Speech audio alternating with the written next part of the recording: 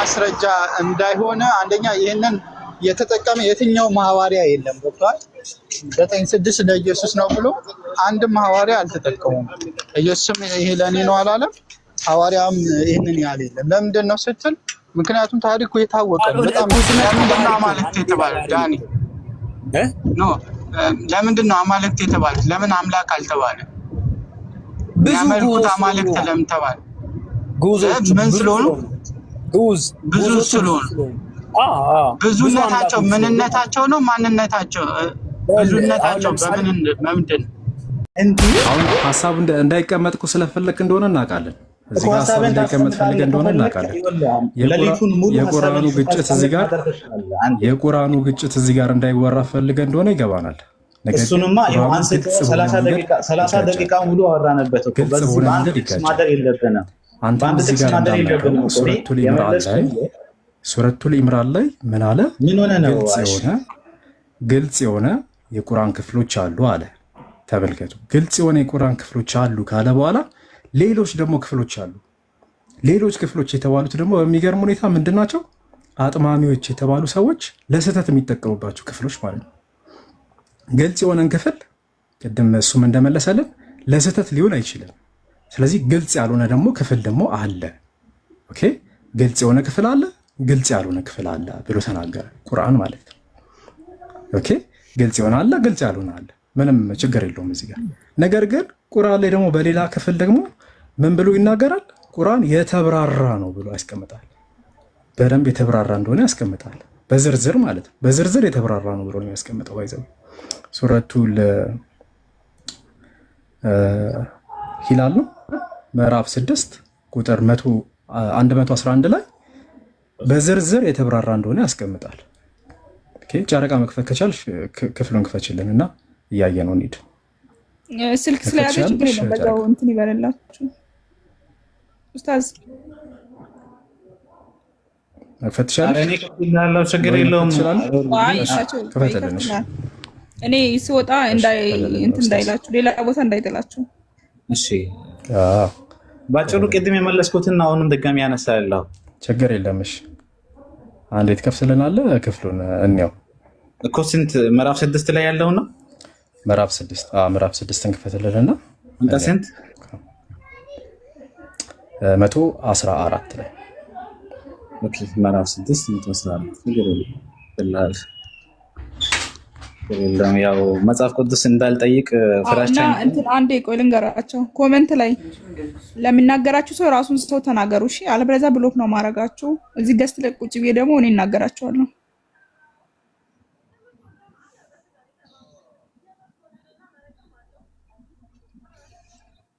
እሺ ያው ምዕራፍ 6 አንቀጽ ስንት ነው ያልከው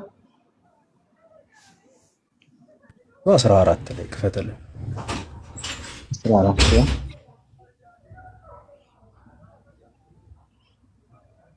እሺ እስኪ አንብበው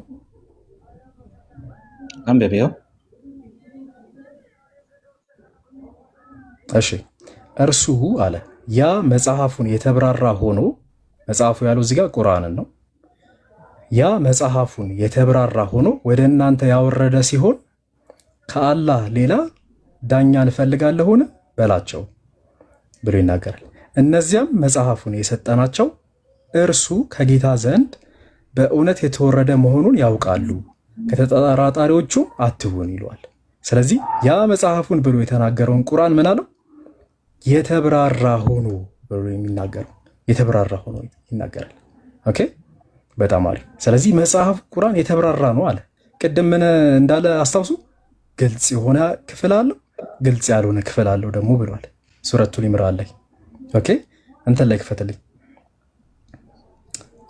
ምዕራፍ 41 ላይ ክፈትልኝ ኦኬ ቅድም ያብራራሁልህ እኮ ነው እዚህ የተተረጎመው ቃል የያህዌ መልእክተኛ የካውንስሉ መልእክተኛ እንጂ እሱ የዘላለም አባት የሚለው የለም ይሄ ዕብራይስጡ ላይ ነው ያለው ዕብራይስጡ ከ8ኛው ክፍለ ዘመን በኋላ የተዘጋጀው ማለት እና ይሄንን ነገር ይሁላ ነገር ይዞ እና በዛ ጊዜ የተወለደ ልጅ ነው የትኛውን ቨርዥን ነው የምትለኝ አሁን ዕብራይስጡ ማለት የግሪኩ ማለት ነው አይደለ ዕብራይስጥ እና ግሪክ ራሱ የተለያየ ዕብራይስጡ ማሶሬቱ ማለት ነው። ባይብል ሁለት ቨርዥን ያለው አይደል? ኤዲሽኑ ሁለት የኦልድ ስቴትመንት እኮ ኦልድ ስቴትመንት በዋና መጀመሪያ የተዘጋጀው ዕብራይስጥ ነው ተብሎ ይታመናል እኮ። ከዛ ደግሞ ከክርስቶስ ልደት በፊት ከክርስቶስ ልደት በፊት በ280 አካባቢ ግሪክ ሰብትዋጀንት የሚባል የአይሁድ ሊቃውንት ወደ ግሪከኛ የተረጎሙት አለ። ግሪክ ሰብትዋጀንት። አዲስ ኪዳን ደግሞ አብዛኛው የተዘጋጀው በግሪክ ነው። በእርግጥ ማቴዎስ ወንጌል በዕብራይስጥ ነበር የተዘጋጀው፣ ከዛ በኋላ ተተርጉሞ ነው ይላሉ ወደ ግሪክ። እኮ ነው የምልህ ግሪክ ሰብትዋጀንት ኢየሱስ ከመምጣቱ በፊት 9:6 ኢሳይያስ 9:6 ሲተረጉሙ የካውንስሉ መልእክተኛ እንጂ የዘላለም አባት እንዲሁም ድንቅ መካር ኃያል አምላክና የዘላለም አባት የሚሉት ቃላቶች የሉም እያልኩ ነው። ኦኬ፣ እሱን አሁን ኢቪደንስ ያስፈልገዋል። አናወራበትም፣ ግን ነው አሁን እኛ ላይ ያለው ላይ አለ። ስለዚህ ያንን ነው አክሴፕት የምናደርገው። ያ ነው እግዚአብሔር ቃል ትክክለኛው ብለን አክሴፕት የምናደርገው። እኔ እንዳለ ነው ማምነው፣ አንተም ደግሞ እንዳለ ነግረኛል። እሱ ኢቪደንስ ይፈልጋል። እዛ ላይ አንለም ያው ግሪክ ሰብትዋጀንት ከኢየሱስ በፊት ያለው ትርጓሜ እንዴት ነው የሚሆን? ያው እንደውም ኦርቶዶክስ ብዙ የምትደገፈው እሱ ላይ ነው የግሪክ ሰብትዋጀንት። ግን እኔ ምን እያልኩ ነው ይሄኛው ማስረጃ እንዳይሆነ አንደኛ ይሄንን የተጠቀመ የትኛው ሐዋርያ የለም። ገብቷል? 9:6 ለኢየሱስ ነው ብሎ አንድም ሐዋርያ አልተጠቀሙም። ኢየሱስም ይሄ ለኔ ነው አላለም። ሐዋርያም ይሄንን ያህል የለም። ለምንድን ነው ስትል ምክንያቱም ታሪኩ የታወቀ ነው፣ በጣም ግልጽ ነው። የለም ማለት ስላልሆነ ነው የሚል አይነት ኮንክሉዥን እንድሰራ እኮ ፋላሲ ነው። ኖ አይ እሱን አይደለም እኔ ያልተጠቀሙበትን ምክንያት ልነግርህ ነው። ለምን አልተጠቀሙም የሚለው ማለት ነው እንጂ አለመጠቀማቸው የእሱ አይደለም የሚለውን ያስይዛል ወይ ሲባል አይ ላያስይዝ ይችላል። አለመጠቀማቸው በሆነ ጉዳይ ላይ ይጠቀሙት ይችላል። ግን ይሄን ዋና መሰረታዊ ነጥብ ይረሳሉ ማለት ራሱን የቻለ ችግር ሆኖ ግን ደግሞ እንድታየው የፈለኩት ምንድን ነው ይሄ ክስተትን ያልተጠቀሙበት ይሄንን ጥቅስ እና ማቴዎስ ስለሌላ ነገር ስለሌላ አካል የተጠቀሰን ጥቅስ አምጥተው ስለሌላ ጥቅስ ስለሌላ የተነገረን ጥቅስ እየተጠቀሙ ይሄን ግልጽ የሆነ ጥቅስ ይተዋሉ ወይ የሚለው ነገር አጣብቂኝ ነው። ለምንድን ነው ይሄን ያልተጠቀመው ካልከኝ ይሄ ታሪክ የታወቀ ስለሆነ ነው። በእስራኤል ዘንድ 9:6 የተነገረው ለማን ነው? ለምንድን ነው? ለአካዝ ለሚባል ሰው ነው የተነገረው። አካዝ ለሚባል ሰው የተነገረ ነገር ግን 7:14ም ለሱ ነው። እንትንን ይሄ ምንድን ነው የአማርኛ መዝገበ ቃላት የመጽሐፍ ቅዱስ መዝገበ ቃላት ላይ የተነገረው ይሄ 7:14 እንትን ነው ብሎ ነው የሚያስቀምጠው በጊዜው ለነበረ ሰው። ግን ለኢየሱስ በደብል ትንቢትነት ያገለግላል። በደብል ትንቢትነት ለኢየሱስ ድርብ ትንቢት የሚባለው ማለት በድርብ ትንቢትነት ከሆነ ለኢየሱስ የሚያገለግለው ስለዚህ ለዛኛው አካል መጀመሪያ ለጸደቀለት አካል እሱ ለሱ ያን ንግግር መነገሩ እሱን አምላክ ካላደረገው ለኢየሱስም ቢነገር ኢየሱስን አምላክ አያደርገውም የሚለውም ያዝ ይችላል። ለምንድን ነው ያኛውን አካል ከየትኛው ማለት በምንድን ነው የፈታው? አሁን በማን ፍቺ መሰረት ነው የሄድከው? የመጀመሪያውን ሌላ ሰው ነው ግለሰብ ነው ለማለት ማለት ነው። በማን ፍቺ ነው የሄድከው? እኔ በክርስቲያኖችም እየነገርኩ ነው። ክርስቲያኖችም ማናቸው ማን የሚፈታው ያን ማለት ክርስቲያን ያልከኛው የኢትዮጵያ መጽሐፍ ቅዱስ ማህበር 7:14-15 የተነገረው በመጀመሪያነት የሚያገለግለው ለዛኛው ለአካዝ ለሚባለው ሰው ነው ብሎ አስቀምጠውታል። ግን ለኢየሱስ በእንትንነት ያገለግላል። ኦኬ እንደዛ ይላል የመጽሐፍ ቅዱስ ማህበር። የእንትን መዝገበ ቃላት አለ ታውቀዋለህ? መዝገበ ቃላት አለኝ እዛ ጋር ግን ቃላቶቹን እየመረጠ ስለሚቆም በቨርስ ምናምን አይደለም። እንትን የሚለው ላይ በቨርስ አይደለም እንትን ላይ አካዝ የሚለው ላይ ሂደት አገኘዋለሁ። 7:14 ስለሱ የተነገረ እንደምትወልድ እንትን ላይ ነው ያለው ራሱ ቼክ አድርገው ችግር የለውም። እሺ እዚህ ነገር ላይ እሺ ስለዚህ አሁን አንተ ክሌም እያደረክልኝ ያልሽው ምንድነው?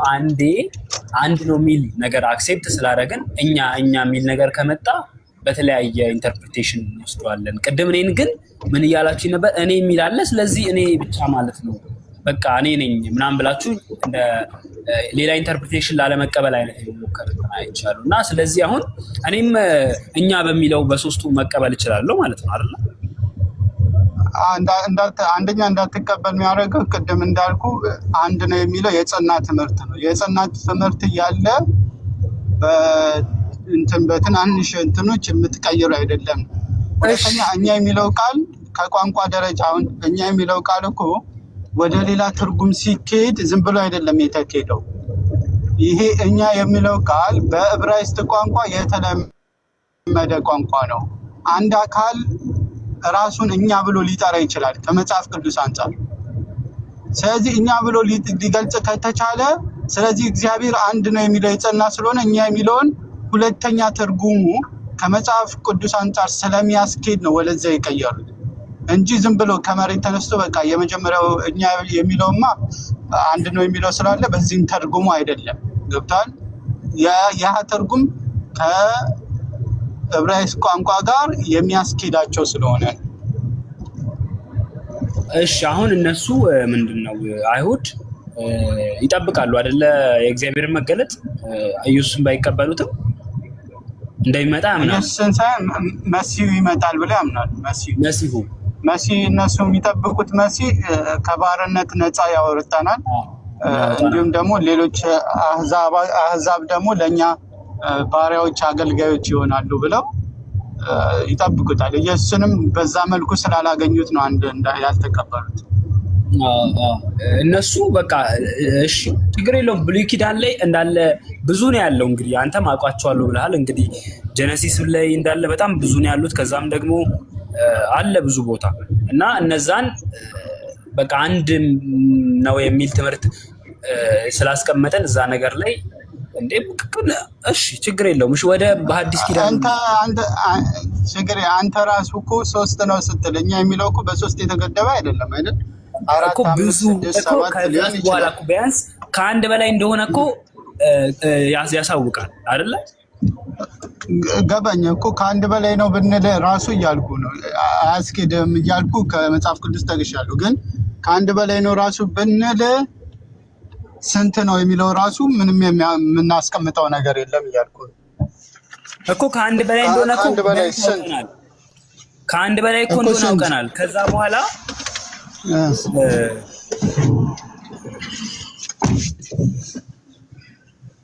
ስንት እናድርገው? እስቲ 48 ኢሳይያስ 48ን እስቲ ክፈተው።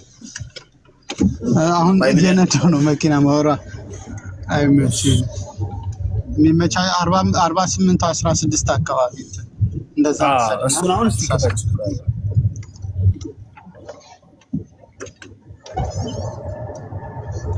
ሀሳብን አውቄዋለሁ። እሱ ጋር ትንሽ እንትን ነገር አለው፣ ግን እሱንም መረዳት እንችላለን። አሁንም ኢንተርፕሪቴሽን አሁን በጣም እኮ አሁን እንዳለ ያሉትን ነገር ኢንተርፕሬት እያደረግን እንደዚህ እየሄድን ደግሞ አንተ አሁን ቅድም አንድ ለመሆኑ 100 ምናምን ማስረጃ አለ። ከዛ ደግሞ እዚህ ጋር ደግሞ ከአንድ በላይ ለመሆኑ ብዙ ማስረጃ አለ። እነዚህን እየለወጥን እየጠመዘዝን መሄድ ደግሞ ያ it doesn't make sense። ለምንድን ነው በሶስት መጠንዘዝ? ምንም እኮ ማስረጃ የለም። ሶስት ነው የሚለው እኮ ምንም አይነት ማስረጃ ከአንድ በላይ እንደሆነ ከአንድ በላይ እንደሆነ እንዴ አንድ ነው የሚለውማ ምንም ጥርጥር የለው የጸና ትምህርት ነው እያልኩ እኮ የጸና ምንም አንተ ነህ እኮ ያደረግከው። አሁን እኮ ይኸውልህ እኔ አይደለሁም መጽሐፍ ቅዱሱን መሰረት አድርጌ የጸና ትምህርት ነው ስለ እንደዚህ ዝም ብሎ ስሜት ከመከተል ወይ ደግሞ አንድ ነው ስለ ዓለም ብቻ አይደለም። አንድ ነው የሚለው ትምህርት የሚገርም ነገር እግዚአብሔር ሲናገረው ታያለህ፣ ነብያቶች ሲናገሩ ታያለህ። ሲናገሩትም ደግሞ በአንድ አይነት መንገድ ብቻ አይደለም፣ በብዙ አይነት መንገድ ይናገሩታል። አንድ እንኳን ከእናንተ አይሉ ገብቷል። የጸና ትምህርት ነው። አንድ ነው በቃል ደረጃ አለ፣ ከኔ ውጪ ሌላ አምላክ የለም ይላል። ከእርሱ ውጪ ሌላ አምላክ የለም ይላሉ። ከአንተ ውጪ ሌላ አምላክ የለም እያሉ ያናገሩታል። እንደዚህ የጸናውን ትምህርት ዝም ብሎ የሆነ ነገር አግኝቶ ለመቀየር መሞከር አንተም እንትኑና ኒውትራል አንተ የሆነ በጣም ወደ አንተ ያኛውን አክሴፕት ስላደረግ እንዲህ እንትን እያልክ መናገርም የለብም። ግን ምንድነው እዚህ ጋር ሁለቱም ወደ ኢንተርፕሪቴሽን ነው እየሄደ ያለው። ሁለቱም አንድ ሲል ሲጀመር እኮ በእኛም እኮ አንድ እኮ መሆኑን እኮ አንክድም አይደል እንዴ? እዛ ጋር ግን መለኮትነቱን ነው አንድ ሲባል እያልን ነው ያለ ነው። መለኮት በቃ ዳስ መለኮት አንድ መለኮትነቱን ነው አንድ ሲል እኔ ሲል አንድ ሆኖ እዛ ጋር እኔ እግዚአብሔር ሲል በቃ እዛ ጋር መለኮትነቱ እኛ እኮ ያንን እኮ አልካር ነው ያንን አክሴፕት እናደርጋለን። ይሄ ደግሞ እኛ የሚለውንም ደግሞ አክሴፕት ያደርግና ያለ መለኮትን ለማመልከት ባህሪን ለማመልከት አንድ ነው የሚለውን ቃል አንጠቀምም። ይሄ እኮ ክርስትና ያመጣው ችግር። ብዙ አማልክት አሉ። ብዙ አማልክት እኮ አሉ አይደለ? ከብዙ አማልክት እኮ ያሉት በፐርሰንት ደረጃ ነው፣ በምንነት ደረጃ ብዙ አማልክት ያሉት። አሁን አሕዛብ የሚያመልኳቸው ጣዖታት መቼም ከእግዚአብሔር ጋር ተመሳሳይ ባህሪ ናቸው። ስለዚህ አንድ ነው ብለን እንጠራላቸው እያልከኝ አይደለም። እነሱ ሌላ ባህሪ ናቸው። ሰው እግዚአብሔር እኔ እያለ ራሱ እኔ አምላክ እያለ ራሱ ግዑዝ ነገራቶች እኮ ናቸው አይደል? ከግዑዞቹ ነገር ይለያል። ግዑዝነቱ ባህሪ አማልክት የተባለ ዳኒ ለምንድን ነው አማልክት የተባለ? ለምን አምላክ አልተባለ? የሚያመልኩት አማልክት ለምን ተባለ? ግዑዞች ምን ስለሆኑ? ብዙ ስለሆኑ ብዙነታቸው ምንነታቸው ነው ማንነታቸው?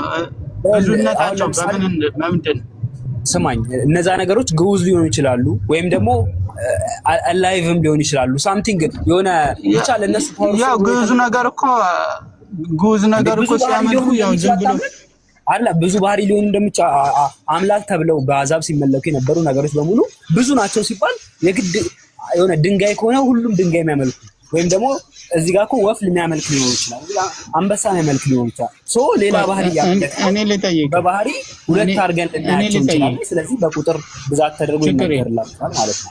ሐሳቤን እኔ አጭር ጥያቄ የሆኑ ሰዎች ሶስት ሰዎችን አራት ሰዎችን ሲያመልኩ አየ። እነዛ ሰዎች አማልክት አምላኪ ነው የሚባሉት? አምላኪ ነው የሚባሉት? ማን ይቅርታ ተሰማው። የሆኑን ሰዎች አራት ሰዎችን ሲያመልኩ አየክ። እነዛ ሰዎች የሚያመልኩት አራት አማልክት ነው የምትላቸው ወይስ ሶስት አማልክት ያመልካሉ? አንድ አምላክ ነው የሚያመልኩት ነው የምትላቸው? አራት አማልክት ሲያመልኩ አየህ ነው ያልከኝ አይደለ? ብዙ አራት ሰዎችን ሲያመልኩ አየክ። አንድ ሰውዬ ነው የሆኑ ሰዎች አራት ሰዎችን ሲያመልኩ አየክ። እነዛ ሰዎች እያመለኩ ያሉት አማልክትን ነው ወይስ አምላክን ነው? አራት ሰዎችን አሁን ሲሆን አራት ሰዎችን ሲያመልኩ አምላክ አራት ሰዎችን ሲያመልክ ብታይ እያመለኩ ያሉት አምላክን ነው አማልክትን ነው? አሮን ነው። አሁን እዚህ ጋር እንትን ለማለት አልገባኝም፣ ግን ምንድነው የምንረዳው እዚህ ጋር ገብቷል። ከበለኝ ካልክ አልገባኝም። ሀሳብን ተረድቻለሁ፣ እውነት ተረድቻለሁ። ግን እዚህ ጋር እኮ ስለገባ ነው መልሱንም እንትን ያልከው። ስማኝ፣ እሺ አሁን ስማኝ። አንተ ደግሞ አንተም እኮ እንትን ልትለኝ እኮ አልፈለክም። አሁን አማልክት የሚለው አሁን ለግዑዞቹ በሙሉ ተጠቅሟል። ስለዚህ አንድ ግዑዝ ለግዑዝ ባህሪነት ብዙ ስም ተጠቅመናል። ስለዚህ ደግሞ አሁንም ለእግዚአብሔርም ብዙ ስም ልንጠቀም እንችላለን፣ ምናምን በብዛት ልንገልጸው እንችላለን። አይደለም እኔ የጠየቁ አራት ሰዎችን ሲያመልኩ ብታይ የሆኑ ሰዎች እነዛ ሰዎች አማልክት ያመልካሉ ነው የምትላቸው? አምላክ ያመልካሉ ነው የምትላቸው? አማልክት ያመለኩ ነው። ብዛት እኮ ነው አምላክ አንድ ሲበዛ ማለት ነው። አማልክት እያመለኩ ነው የምልህ።